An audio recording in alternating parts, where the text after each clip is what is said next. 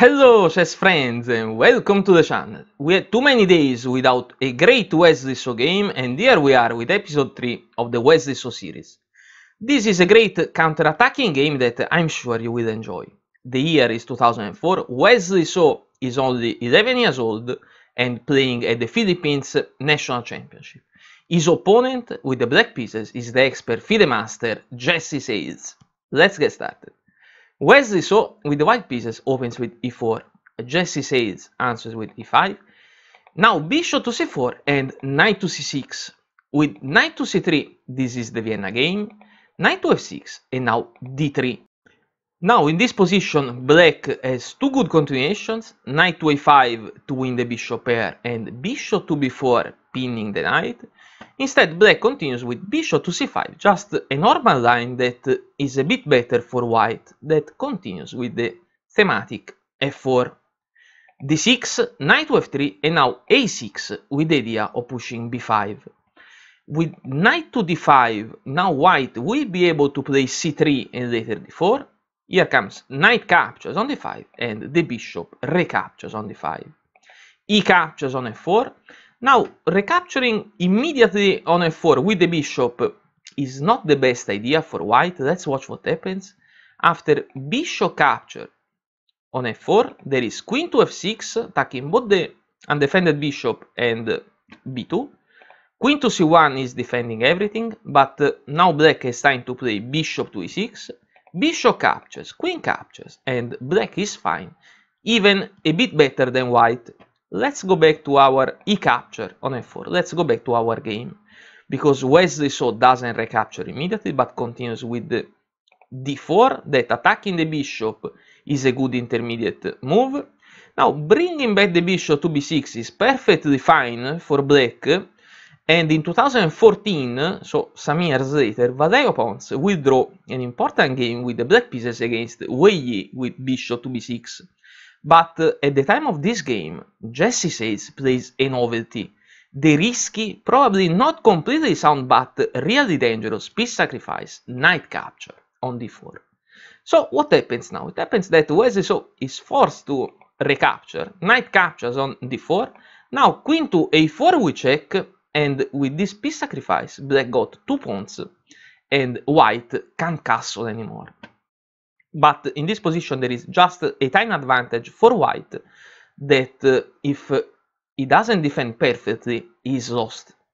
So after the queen check, here comes king to f1, c6 attacking the bishop, bishop back to b3, and this is another important moment of the game.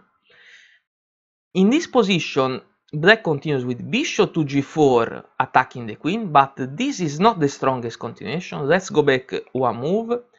d5 in this position is probably the strongest idea. If white doesn't capture, it will be black that will capture with really a strong connected pass pawns in the center. So here comes e captures on d5, and now best idea is to castle to prevent any check and to be able to bring the rook into the game.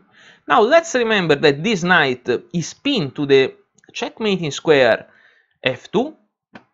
In this position, it seems that, in this position, the move that seems more natural, that is c3, defending the knight, and so freeing the queen from this defensive task, loses the game because it's low. Let's watch what happens after c3.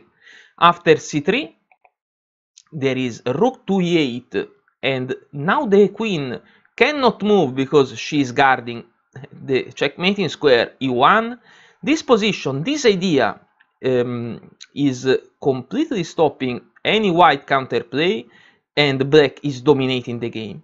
Bishop to d2 with the idea to play then queen to f3 doesn't work because it's low. Now in this position, bishop to g4 is really strong, bishop to e1, and now queen to h5. Queen to d3, bishop captures on d4, the queen recapture, and now here comes f3 that is crashing. Now, of course, g capture on f3 is a bad move that leads to checkmate, because there is queen to h3 we check, king to g1, now bishop captures on f3, not only this rook is lost, then the rook will move to e2 and there are checkmating squares everywhere. So after f3, rook to g1 is the best idea, but here comes f2, bishop captures is almost forced. Now bishop to e2 we check and king to e1, bishop to c4 with the discovery check, the king still on the move, rook to e2 we check, king to c1, and now bishop captures on b3 because this bishop was a good defensive piece. A captures on b3, now queen to f5, there is the checkmate idea on c2, so the queen must move back, but now at first queen to f4 we check, we'll keep moving the king toward the corner, then queen captures on f2 and it's -3 and something, because there is nothing to do, this game is lost. So after going back but still in this variation, after d5, e captured and short castle for black, the rook is ready to move, c3 is losing, queen to d2 is the only move that saves white. Now after rook to e8, there is knight back to f3, that because the queen is controlling f2, this knight is not pinned to the checkmating square anymore, can move to f3 attacking the queen. Queen to h5, there is some material advantage for white, but black is the color that keeps the initiative, so still some important defensive moves to be played for white to untangle himself, so quite interesting position.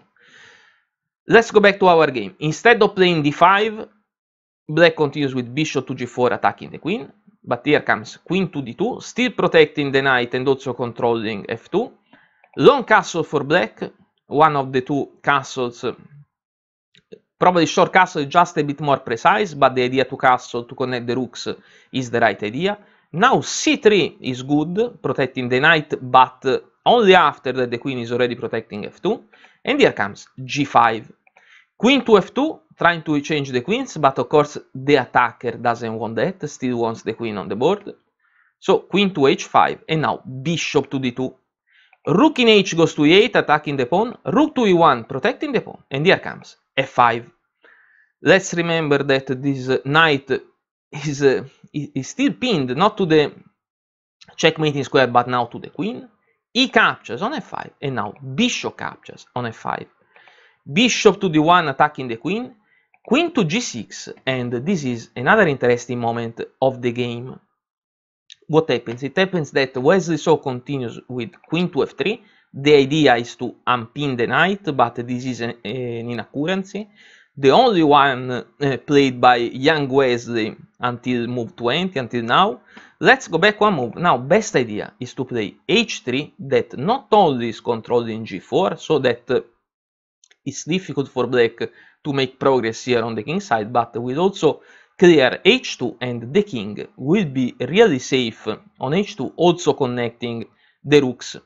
Let's go back to our game. Queen to f3, now there is a problem for white, because bishop to e4, not played by Jesse Sales, is the strongest move, and black is completely back into the game, because now queen to h5 is the best idea, but here comes queen to f6, and black is still on the attack, and the situation is dangerous for white. Let's go back to our game. After queen to f3, black doesn't play this idea, but continues with bishop to d3 we check. That is a missed opportunity. Now king to f2, even if king to g1 is better. Now rook to f8, this is the real black mistake, because this idea is too slow. The idea, of course, is to play h5 and then g4, with the rook that is now protecting f4. But in this position, white becomes really better, and there is time for the counter-attack. h4, played by Wesley So, is attacking g5. The queen is overloaded, so in case of the pawn capture, cannot capture. That's why here comes h6, protecting the pawn, and now h5, attacking the queen. Queen back to h7, king to g1 is good, king to b8, preventing any queen check, and finally king to h2, the perfect position for the king. This position, g4, played by Jesse Sales, is a pawn sacrifice to open the g5, but it doesn't work. Much better to play rook to g8 first, then bishop back to b6 to be able to advance these pawns. Now queen captures on g4 and rook to g8 attacking the queen. Queen to h4 is good, even queen capture the second pawn on f4 works fine for white. Now bishop to c4 attacking a2 is useless, because here comes bishop to f3. There is also this dangerous idea, bishop captures, pawn captures, and then the knight will recapture, we check and fork, because also the queen is controlling d8. Here comes bishop captures on a2, but Wesley So, before playing this move, he captures the important pawn on f4. So here comes bishop captures on f4. It's very important to remove this pawn before any possible tactical idea. Let's go back one move. Let's watch what happens if white plays this bishop captures idea, this piece sacrifice idea, before removing this pawn. Now bishop captures on c6, a variation that I like to show you, doesn't work because there is b captures on c6, knight captures on c6, we check, king to a8, and now knight captures on d8. But bishop captures on d5 is threatening bad things for white, and because there is this pawn on f4, rook to e2 doesn't work, because here comes f3 and black is winning. So that's why it was important to remove this pawn. Let's go back to our game. Wesley So, 11 years old, finds all the right moves. Bishop captures on f4, and now bishop to d5, closing the diagonal. Bishop captures, c captures, knight to e6 is a fork, because the rook, of course, is more valuable than the knight, and this bishop is sort of unprotected because the pawn is pinned to the king. So what happens? It happens that Jesse Sales find the best move, that is queen to c2 threatening checkmate in 1. Let's go back one move. Rook to c8 doesn't work because there is knight captures on c5.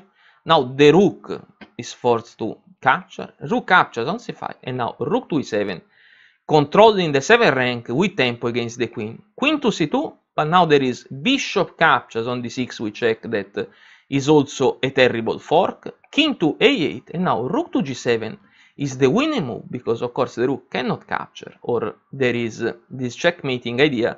Queen to d8 we check. So in this position, one rook is lost, black is completely out of the game. It's plus 13. But let's go back to our game. Queen to c2 found by Jesse Sales is the best move. Of course it's threatening checkmate in 1. So here comes, so after queen to c2, here comes queen to h3, protecting g2. Now bishop to f2, attacking the rook, and knight capture on d8. Bishop captures on e1. At first bishop captures on d6, we check. King to a7, and now bishop to c5, we check.